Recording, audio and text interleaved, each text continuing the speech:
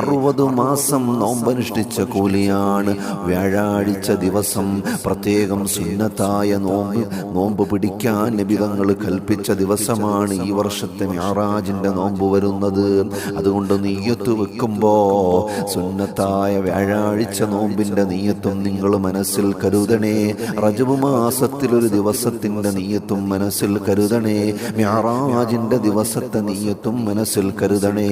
പരിശുദ്ധമായ റമദാനിൽ ഏതെങ്കിലും ഒരു നോമ്പ് ഖളായി പോയിട്ടുള്ളവരുണ്ടെങ്കിൽ ആ ഖളാഇന് പകരമെന്നും കൂടി മനസ്സിൽ കരുതിയാൽ എല്ലാം നിങ്ങൾക്ക് ലഭിക്കുമല്ലോ.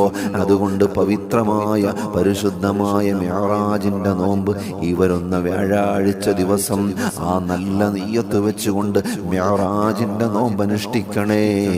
60 മാസത്തെ പ്രതിഫലത്തെ കരസ്ഥമാക്കാനുള്ള അവസരം നഷ്ടപ്പെടുത്തല്ലേ.